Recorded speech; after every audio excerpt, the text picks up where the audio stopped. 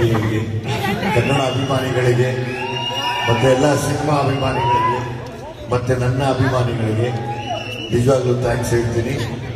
ಈ ಕಾರ್ಯಕ್ರಮ ಯಾವಾಗಲೂ ಈ ಥರ ಮಾಡಕ್ಕೆ ಹೋಗ್ಬೇಡಿ. ನೆಕ್ಸ್ಟ್ ಎಲ್ಲಾನು ನಾನು ಬಿಡಿ, ನಮ್ದೆಲ್ಲ ಬಂದಿದೆ ಹೋಗಿದೆ ಬರ್ತಾ ಇರುತ್ತೆ.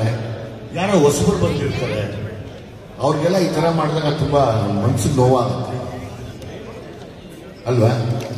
ತುಂಬ ಜನ ಹೊಸಬರು ಬಂದಿರ್ತಾರೆ. ನಾವೆಲ್ಲ ಫಸ್ಟ್ ಫಿಲ್ಮ್ಗೆ ತಗೊಂಡ್ವಿ ಬೆಸ್ಟ್ ಆಕ್ಟರ್ ಅವಾರ್ಡ್.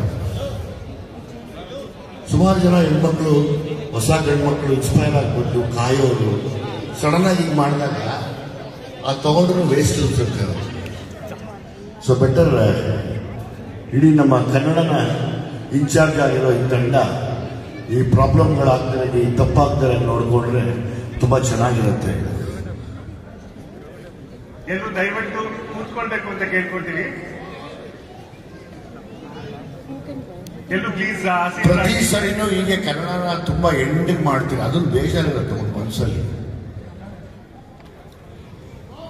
ಕನ್ನಡ ಅಷ್ಟೊಂದು ಕೆಳದ ಮಟ್ಟಕ್ಕೆ ಇಳಿದಿಲ್ಲ, ಕನ್ನಡನ ತುಂಬಾ ದೊಡ್ಡ ಸ್ಥಾನದಲ್ಲಿದೆ.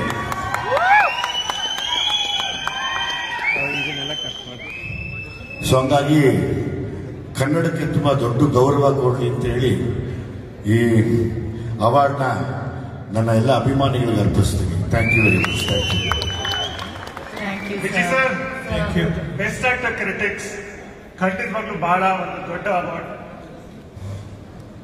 ನೀವು ಭೀಮಾ ಅನ್ನೋ ಸಿನಿಮಾ ಮಾಡಿದ್ರು ಕೂಡ ನಿರ್ದೇಶನದ ವಿಷಯದಲ್ಲಿ ನೀವು ಒಂಥರ ಏಕಲವ್ಯ ಹಾಗೆ ಸಾಕಷ್ಟು ಜನರಿಗೆ ಇನ್ಸ್ಪೈರ್ ಮಾಡಿದಿರಾ.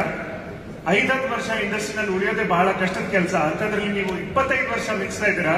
ಇವಾಗ ಡೈರೆಕ್ಟರ್ ಆಗಿ ಒಂದು ಹೊಸ ಚಾಪ್ಟರ್ ನ ಶುರು ಮಾಡಿದಿರಾ. ನಿಮ್ಮ ಜೀವನ ಇವಾಗ ಮೆಲುಕು ಹಾಕಿದ್ರೆ ಏನ್ ನೆನಪಾಗುತ್ತೆ ಸರ್? ಏನ್ ಮನ್ಸಿಗೆ ಬರುತ್ತೆ? ನಾವು ಡೈರೆಕ್ಟ್ ಆಗಕ್ಕಿಂತ ಮುಂಚೆ ಆಕ್ಟಿಂಗ್ ಮಾಡಬೇಕಾದ್ರೆ ಬರೀ ಆಕ್ಟಿಂಗ್ ಮಾಡಿದ್ವಿ, ಆಮೇಲೆ ಉಪ್ಪಿ ಸಾರ್ನ ಕಾಪಿ ಮಾಡ್ಬಿಟ್ವಿ ಅಷ್ಟೇನೆ. ಸೊ ಹಾಗಾಗಿ ಉಪ್ಪಿ ಸರ್ ನಮ್ಗೆ ಇನ್ಸ್ಪಿರೇಷನ್ ಡೈರೆಕ್ಷನ್ಗೆ. ಸೊ ಹಾಗಾಗಿ ಈಗ ಡೈರೆಕ್ಷನ್ ಏನ್ ಮಾಡ್ತಿದ್ದೀನಿ, ಸೊ ನಮ್ಗೆ ಗುರುಗಳು ಎಲ್ಲ ಅವರೇನೆ.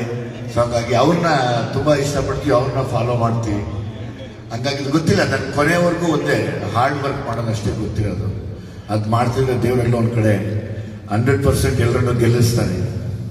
ಬಹಳ ಧನ್ಯವಾದಗಳು ಸರ್. ಆಕ್ಚುಲಿ ನಿಮ್ಮಂತ ಲೆಜೆಂಡ್ಸ್ ಈ ಒಂದು ವೇದಿಕೆ ಮೇಲೆ ಬಂದಿರೋದಕ್ಕೆ ವೇದಿಕೆಯ ಸಬೂಗು ಮೇರೆಗೂ ಮತ್ತೊಮ್ಮೆ ಕನ್ನಡಿಗರಿಗೆ ಮುಂದೆ ನಡೆಯೋ ಕಾರ್ಯಕ್ರಮದಲ್ಲಿ ಈ ತರ ಮಾಡಬೇಡಿ.